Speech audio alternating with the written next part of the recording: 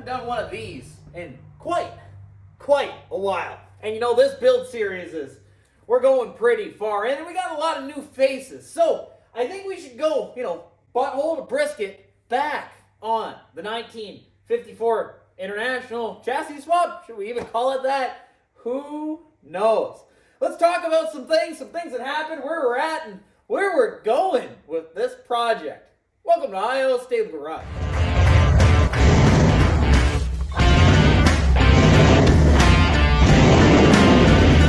First of all, let's take it all in. We got that guy. We have that guy. We got this guy. We have those guys. Not to mention this big guy. We have 4 of these guys. And we got a pile, literally a pile of these guys. Mention that guy? Did I mention that guy? We have lots of things going on with this International. So for everyone that's new, there's a lot to take in on this International, but let's talk about the very beginning of it. This fella, we bought him as parts, just a complete bucket of parts, scrap metal, that kind of stuff in Quebec.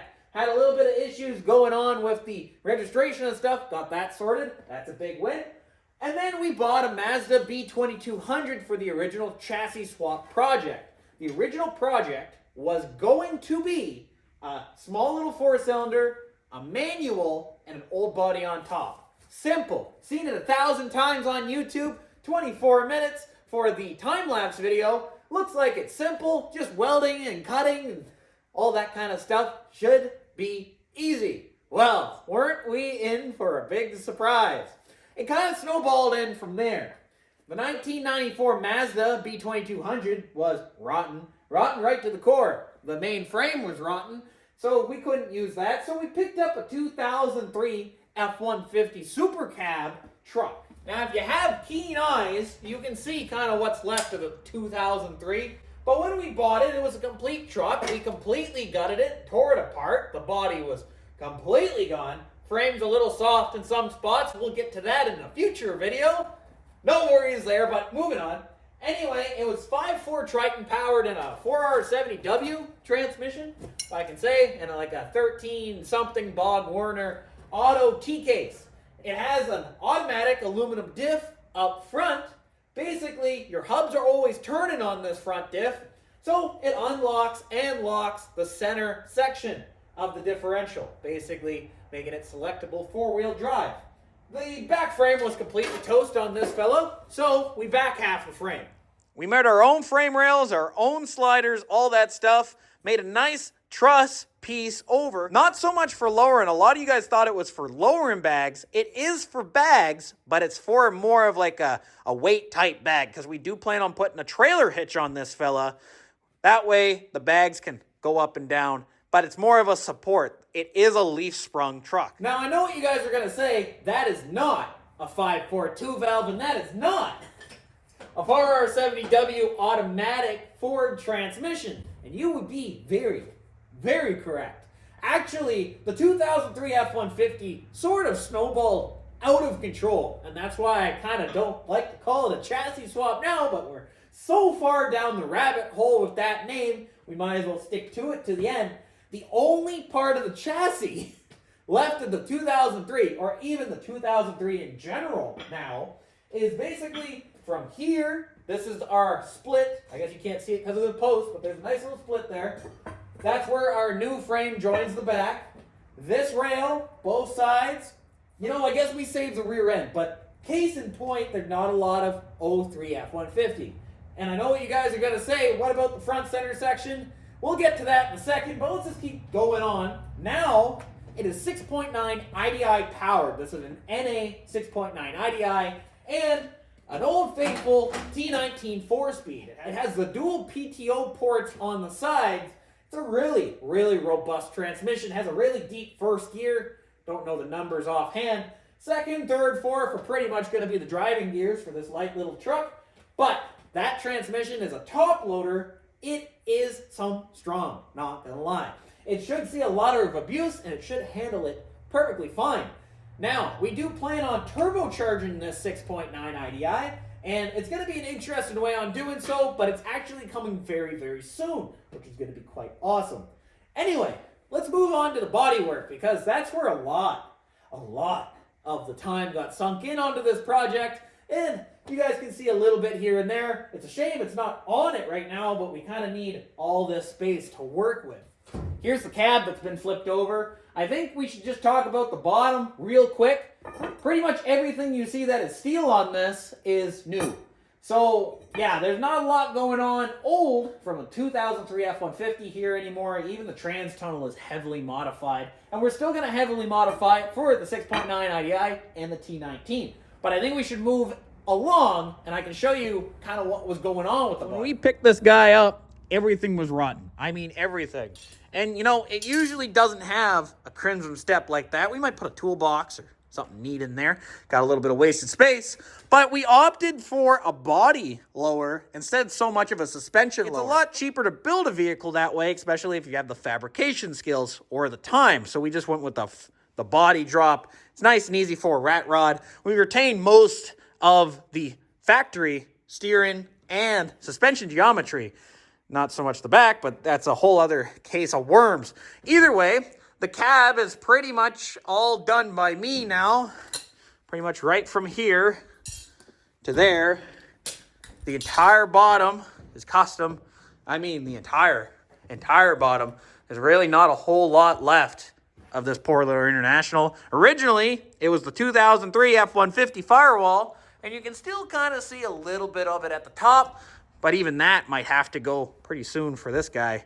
A lot of adding and subtracting on this project. We have the front, basically front flip section, whatever you want to call it. We made a custom front flip. It tilts open like a Peterbilt, Freightliner, Kenworth, like a big rig, basically, at the end of the day. But it takes the fenders, all that stuff with it. It's going to make maintenance a super, super easy time. Gotta love it. We stretched the whole thing. I think it was 5.5 inches per side. It was actually quite a lot. Same as the rear box. We'll get to that in a little bit. Because the International, its wheelbase was a lot smaller than this 2003 F-150. So we had to widen them and shorten them in order to kind of meet the proportions of an original or International. But we still had to widen it out considerably. And I'm talking very, very aggressively. And that's one of the things we kind of learned on as we went, because initially we didn't have this guy very wide. We actually had him very short. We actually narrowed the entire thing. Did I mention we basically rebuilt this entire front clip? We only had, you know, this, and this. Everything else, bottom, that, fenders, all that is custom. You guys can really soaking the lines here. I might bring you guys in so you can really take a peek at all the lines. That's basically each panel grafted together to make a big puzzle. I think it turned out pretty slick for the very first time we did it, but there's about 3 iterations into this front end, sitting right here, same as that chassis, same as that floor and that firewall. It's a lot of screwing up, getting it right for that iteration, changing something. Now you got to redo the entire thing. It is what it is. You live and you learn, but we're a lot better fabricators now than what we were. Let's move on to the doors. Yeah, this is kind of what I'm talking about. Every line you see is a weld seam. Every line you see is a new panel. It's all cut and butt, all welded here inside this old milking barn. Yes, sir. Those are 2 air intakes for something. I haven't figured out what I'm going to use them for. Brakes, turbo. We made custom mirrors.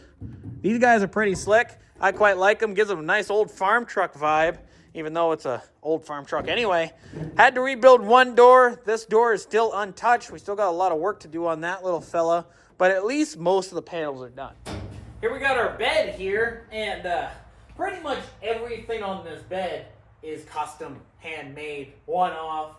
It's quite a lot. We only had a little bit of sides to go off of, and same deal. Pretty much every single seam you see on this is, you know, modified of some type, some way. The whole bottom's made out of a chip trailer, like a whole bunch of chip trailer ends put all together. Save us a lot of money on that. This bed is stronger than any bed on the factory. I can guarantee you. Does it look like it? No, but it's one solid piece of iron now. Made our own fenders, made our own tailgate from scratch, our own roll pan, a lot of stuff. Let me show you. We're getting rust repair, like that patch down there, the widening, all that stuff. But every single seam, again, like I was talking about before, is a modification that we had to do to this, and we still got a little bit more to do, but we're not doing too bad. All this is chip trailer right there. That whole bottom row is kind of being used for old blades and stuff, but let me take you over here. You'll see it a lot better. There we go. So this right here is all chip trailer, all seam welded, all welded together. They were all individual strips. That was quite the job. Homemade tailgate, we did that guy completely one off. And then homemade roll pan, completely one off on the bottom. Nice little license plate holder. A whole bunch of little things all added together. Made quite a lot of bed. I'm quite proud of that. I think it turned out pretty darn slick. So that brings us basically to where we are today. Right now we're basically building a transmission cross member, getting that drivetrain all situated inside that frame so we can build off of it. Got to start at the very beginning, branch our way out. Then eventually we can get back to the sheet metal, then we can get to some intricate stuff like pedals, seats, all that stuff. But there's still a lot of work on this frame that we have to do. There's a couple soft spots we got to deal with on the front. Not big, so I never really talked about them before. But I'm going to show you guys how to replace those coming soon. We got new rims coming for it. We got those steel ones. They're 16s instead of these big old chrome 17s. These are actually just Jeep rims that are augured out so they can fit. We didn't have any rims. So we can't use those for much, but they're good for burnouts. We're going to be making a drive shaft for it. One of the things that I kind of wanted to bring up in this video, because of the oil filter placement on this, we can't use the front diff. It kind of sucks. The 6.9 was not designed to run that type of front diff. We could drop it, and I could clearance stuff to make room. That's not a big deal. Once you drop it, it kind of makes all those problems go away. But if you drop that, you're lifting the truck. And we lowered the truck for a reason. Let's not forget about that. So we're going to have to sacrifice the front four-wheel drive diff, four-wheel drive mechanism anyway. Some of you guys likely already guessed that just by how we were going with the two-wheel drive transmission. As it comes for sheet metal work, we still got to do the firewall and a little bit of floor. Even though it's done, we still have to do that to, fit the 6.9. Oops. Shouldn't be a big problem. We still got a door. We still have to finish the rear quarters on the front flip down piece. The ones that stay on the cab, we never got to those guys yet, and we still have running boards to do. So there's a little bit of fabrication work to do there, same as I think that's the passenger door. Yeah, passenger door. Then we have brakes, rear diff. We have a custom fuel tank. There's an item in the shop that's going to be the fuel tank. I'll let you guys figure that out over the next couple videos. Got a steering column, all that stuff. The plan for this year with this truck is to take it out on a couple autocross events because we likely won't have glass in it until next year. It's kind of looking that way. Here, you can't drive it on the road without glass, even if you got old motorcycle glasses on or anything like that. But we can still take it to an autocross event, so fingers crossed for that. July is hopefully, whatever condition it's in, it's going to an event. I'm really hoping it is gonna make it. I'm really hoping we're gonna make it to that event. I'm not even gonna say it just in case we're not.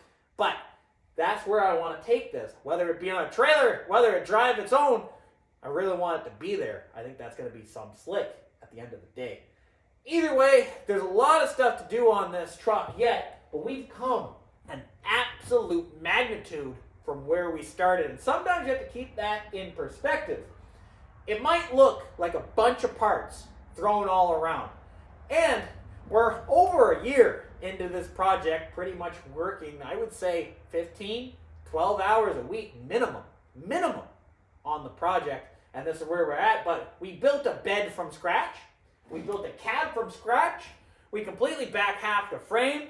We swapped an engine. We built a front end from scratch. We rebuilt the door. The list goes on and on and on. The iterations took time. The screw-ups took time. But we learned it all for down the road. This will not be the only chassis swap we ever do. But we are also going to complete this one before we start another. But we learned a lot from this and how to do things a lot quicker. So, that's where we're at with the chassis swap. It's more or less pretty much just a custom frame at this point, custom cab, all that stuff. But chassis swap still rolls off the tongue nice and easy. So we're going to still call it that for simplicity's sake. Even though, you know, as I said, there's not much 2003 left in this fella. Not at all. I hope you guys enjoyed this video. I hope it answered a few questions on where we are, where we're going, and how things are in the International. We're still very much working on it, but it takes a lot of time to custom build parts and all that and all this, but we're going to get it done. Mark my words. I hope you guys enjoyed this video. We'll catch you guys in the next one. Hey, see ya.